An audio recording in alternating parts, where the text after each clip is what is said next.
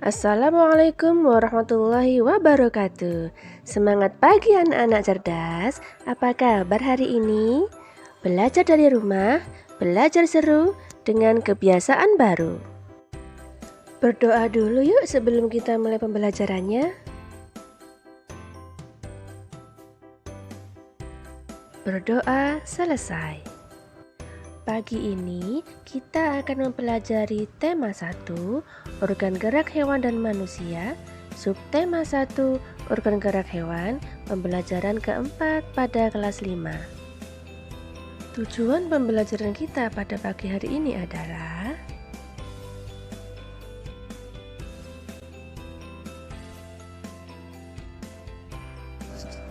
anak-anak, masih ingatkah kalian dengan Pak Rudi? Pak Rudi memiliki kandang kelinci. Kandang kelincinya sangat rapi, tata letak bangunan, sanitasi, jalan, pembuangan limbah, semuanya sudah dirancang khusus sehingga pengunjung merasa nyaman. Nah, coba perhatikan denah kandang kelinci milik Pak Rudi. Rapi bukan? Lalu apa itu denah? Denah adalah gambar yang menunjukkan lokasi atau letak suatu tempat. Denah dibagi menjadi dua macam, denah letak bangunan dan denah ruangan. Denah letak bangunan adalah denah yang menunjukkan lokasi atau letak suatu tempat. Contohnya, denah lingkungan rumah dan denah lokasi sekolah atau kantor. Ini merupakan contoh denah lingkungan rumah, dan ini contoh denah lokasi. Selanjutnya, denah ruangan. Denah ini menunjukkan letak dan nama ruangan dalam sebuah bangunan. Contohnya, denah rumah, sekolah, dan kantor. Ini merupakan contoh denah sekolah. Ada ruang kelas, ruang guru, musola, lapangan, dan ini contoh denah ruang kelas. Ada papan tulis, meja guru, meja siswa, dan lain-lain. Tahukah kalian, gambaran yang lebih luas dari denah adalah peta. Peta merupakan gambaran dengan menggunakan skala tertentu mengenai suatu daerah. Peta dibedakan menjadi dua, peta umum dan peta khusus atau tematik. Peta umum adalah peta yang menggunakan permukaan bumi secara umum. Contohnya, peta Pulau Jawa, peta Jawa Timur, Jawa Tengah, dan Jawa Barat. Peta khusus menggambarkan kenampakan-kenampakan atau fenomena mengenai unsur-unsur geosfer tertentu, baik kondisi fisik maupun sosial budaya. Nah, berikut ini contoh-contohnya. Peta jumlah guru di Indonesia, peta lokasi pengamatan hilal, dan peta penyebaran virus COVID-19. Nah, sekarang yuk kita amati perbedaan denah dan peta. Nah, masih ingat kan dengan peta Indonesia? Kali ini kita akan mempelajari 5 pulau besar yang ada di Indonesia. Yang pertama adalah Pulau Sumatera. Di Pulau Sumatera memiliki batas-batas wilayah. Batas wilayah bagian utara ada negara Malaysia dan Singapura. Batas lautannya Selat Malaka, Laut Andaman, dan Teluk Benggala. Kita beralih ke batas sebelah timur. Batas daratannya Pulau Kalimantan. Batas lautan yaitu Laut Cina Selatan.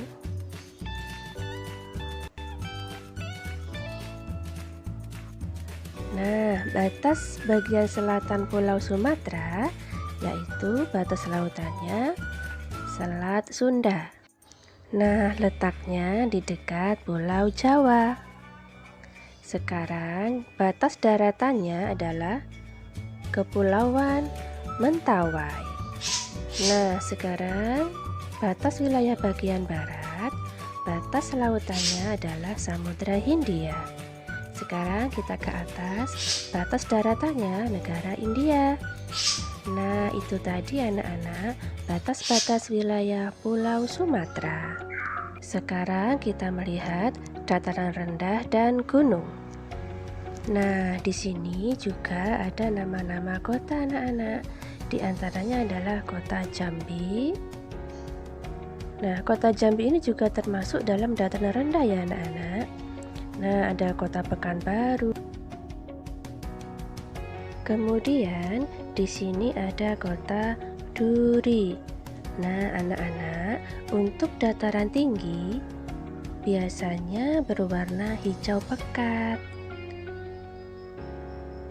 Di Pulau Sumatera ada Gunung Sibuatan, kemudian ada Gunung Bandahara, Gunung Leuser, Gunung Mugajah, dan Gunung Bulu Masen.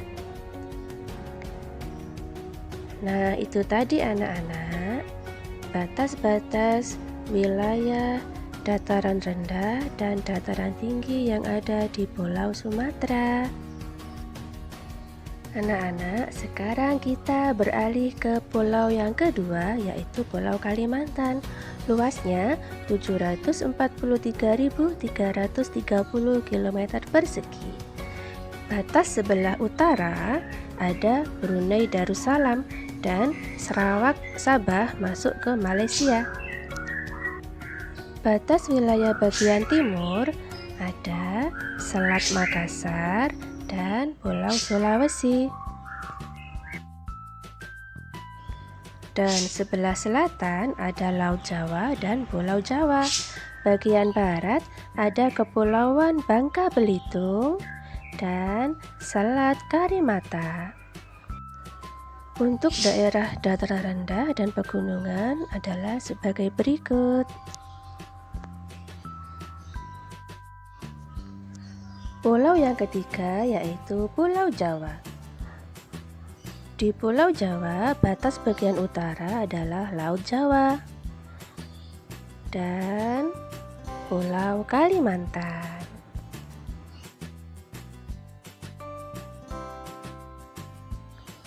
Untuk batas selanjutnya bagian timur. Nah, di bagian timur ada Pulau Bali. Pulau Bali ini merupakan batas daratan ya anak-anak.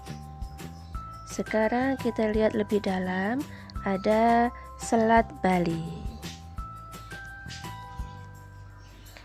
Dan bagian selatan kita lihat di sini batas lautnya adalah Samudra Hindia. Nah, sekarang batas bagian barat Pulau Jawa adalah Pulau Sumatera dan Selat Sunda. Begitu anak-anak. Nah, sekarang anak-anak baca ya nama-nama gunung yang ada di Pulau Jawa.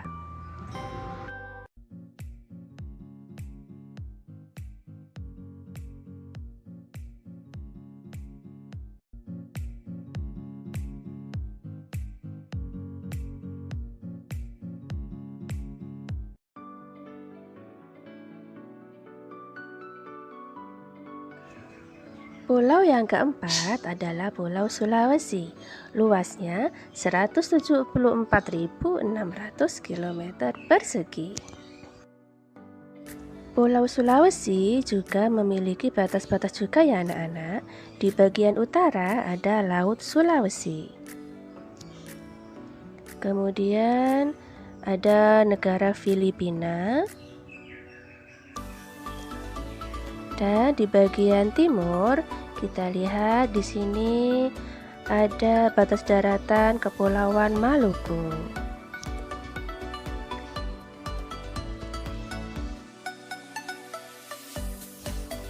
Untuk batas lautannya ke bawah ada Laut Banda. Batas di sebelah selatan kita lihat di sini ada Nusa Tenggara Barat dan Nusa Tenggara Timur. batas lautannya adalah Laut Flores. Sekarang kita beralih ke batas bagian barat. Di bagian barat, di sini ada Selat Makassar dan Pulau Kalimantan. Anak-anak, sekarang kita perhatikan nama-nama gunung yang ada di Pulau Sulawesi.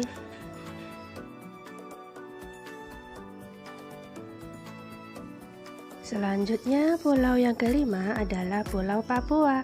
Luasnya 785.753 km persegi. Batas wilayah bagian utara adalah Laut Filipina. Selanjutnya di sebelah timur ada Papua Nugini dan Laut Bismarck. Nah, sekarang batas wilayah selatan di Pulau Papua ini ada Laut Arafuru dan Laut Banda. Sedangkan batas di bagian barat ada Kepulauan Maluku, dan ini adalah nama-nama gunung yang ada di Pulau Papua.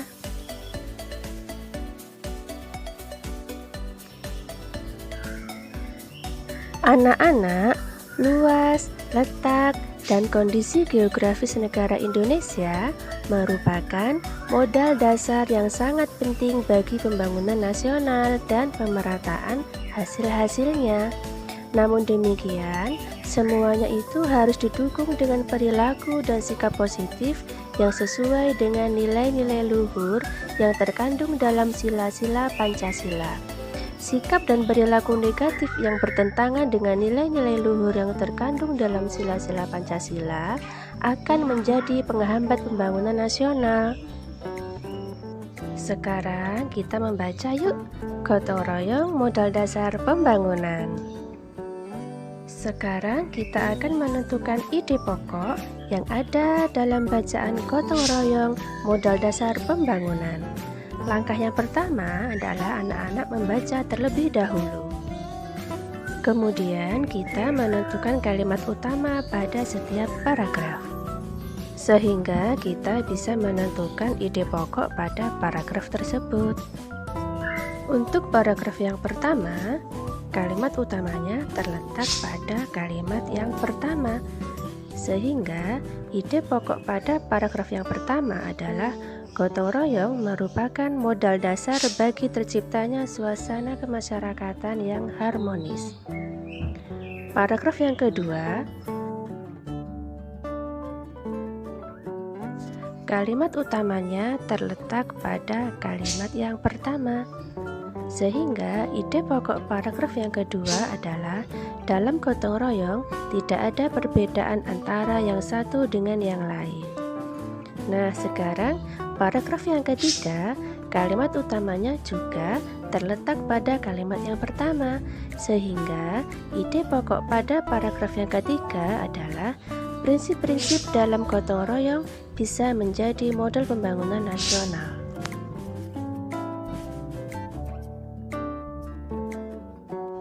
Demikian pembelajaran kita pada hari ini. Semoga anak-anak tetap semangat meskipun belajar di rumah ya. Terima kasih atas perhatiannya. Wassalamualaikum warahmatullahi wabarakatuh. Tetap semangat dan semoga anak-anak sehat selalu ya.